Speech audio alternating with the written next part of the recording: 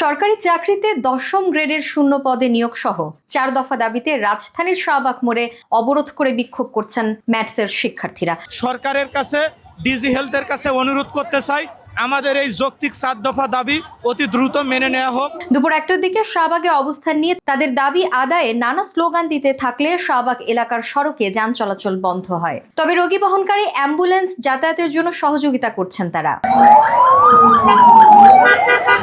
4 বছরের academic course বহাল রেখে কারিকুলাম সংশোধন ও ভাতা সহ 1 বছরের ইন্টার্নশিপ চাইছেন আন্দোলনকারী শিক্ষার্থীরা। আমাদের কোর্স কারিকুলামকে সংশোধন করতে হবে, যে অসঙ্গতিপূর্ণ কোর্স কারিকুলাম এটা সংশোধন করে দিতে হবে এবং 4 বছর একাডেমিক অক্ষুণ্ণ রেখে 1 বছরের ভাতা সহ ইন্টার্নশিপ প্রদান করতে হবে। প্রস্তাবিত অ্যালায়েড হেলথ প্রফেশনাল বোর্ড বাতিল করে medical education board of Bangladesh নামে বোর্ড গঠন করা এবং আন্তর্জাতিক মানদণ্ড ও BMNDC স্বীকৃত ক্লিনিক্যাল বিষয়ে উচ্চতর শিক্ষার সুযোগ চেয়েছে আন্দোলনরত শিক্ষার্থীরা। আমরা অ্যালাইড বোর্ড, যেটা কিনা ইন্টারন্যাশনাল বোর্ড, সেটার আন্ডারে আমরা সেই বোর্ডের আন্ডারে আমরা থাকতে চাই না। আমরা চাই নতুন বোর্ড কারিকুলাম যাদের আন্ডারে আমরা থাকতে চাই। দাবি আদায় না হওয়া পর্যন্ত শাহবাগ না ছাড়ার হুঁশিয়ারিও দিয়েছেন আন্দোলনকারীরা।